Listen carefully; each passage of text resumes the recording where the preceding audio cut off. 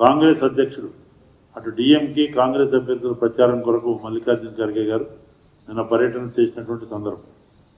ఆ సందర్భంగా వారు 140 కోట్ల మంది భారతీయ ప్రజలకు ప్రాతినిధ్యం వహిస్తూ అచంచల విశ్వాసంతో దృఢ సంకల్పంతో తనదైన శైలిలో ఒక భారతదేశానికి సేవకుడిగా, రాజ్యాంగ పరిరక్షకుడిగా, దేశ భద్రతని కాపాడే వ్యక్తిగా, ఒక పేద కుటుంబం నుంచి వ్యక్తి మూడోసారి ఘన విజయం సాధించి ప్రజల ఆశీర్వాదంతో ప్రధానమంత్రిగా నాయకత్వం వహిస్తున్న నరేంద్ర మోడీ గారిని టెర్రరిస్ట్తో పోల్చి మోడీ ఈజ్ ఏ టెర్రరిస్ట్ అని చెప్పడం ఇవాళ సభ్య సమాజం సిగ్గుతో తలవంచుకునే పరిస్థితి.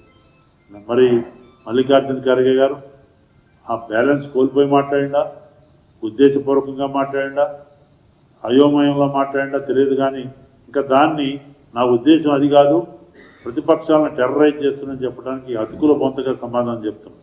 నేను బేషరతుగా క్షమాపణ చెప్పాలని నేను నుంచి డిమాండ్ చేస్తున్నాను. ఆయన ఒక యాంటీ టెర్రర్ హీరో. ఇలా నరేంద్ర మోడీ గారు ప్రపంచం గుర్తించినటువంటి పరిస్థితి.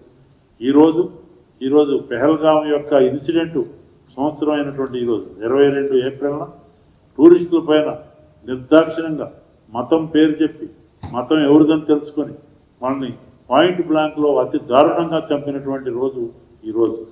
అలాంటి తదనంతరం ఆపరేషన్ సింధూర్ పేరుతో వాళ్ళని మట్టుపెట్టి టెర్రరిస్టుల్ని వాళ్ళ స్థావరాల్లో కూడా మన యొక్క వీరోచిత సైనికులు నరేంద్ర మోడీ గారి సారథ్యంలో అనేక మంది మరి త్రిదళాలు కూడా వారి యొక్క నాయకత్వంలో అటు డిఫెన్స్ మినిస్టర్, హోమ్ మినిస్టర్ అందరూ మరి సంయమనంతో బ్రహ్మాండంగా జరిగినటువంటి కార్యక్రమం అందరికీ తెలుసు. టెర్రరిస్టులను ఏరివేసి అలాంటి యాంటీ టెర్రరిస్ట్కి ఒక రకంగా ఇవాళ ప్రపంచం మొత్తం కూడా టెర్రరిజానికి వ్యతిరేకంగా ఒక మార్గదర్శనం తీసుకుంటున్న నరేంద్ర మోడీ గారి నాయకత్వాన్ని మరి ఓరవలేక ఈరోజు ఇలాంటి కామెంట్ చేయటం చాలా సిగ్గుచేటు, తలవంపు.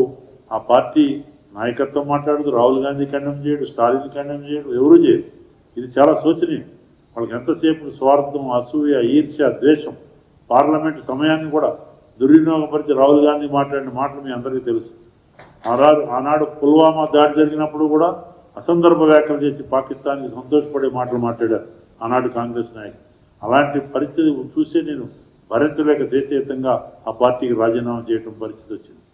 ఈరోజు మరి పార్లమెంట్లో కూడా ఏదో జాదూ చేశారు, ఇలాంటి పరిస్థితి చేశారు పహల్గాంలో అనే కామెంట్లు కూడా రాహుల్ గాంధీ గారు మాట్లాడారు. మరి ఆయన ఏం మాట్లాడతారో, వీళ్ళకి ఏముందో, అసలు మానసిక పరిస్థితులు ఏంటో మాకైతే అర్థం కాదు. ప్రజలైతే అసహించుకుంటున్నారు.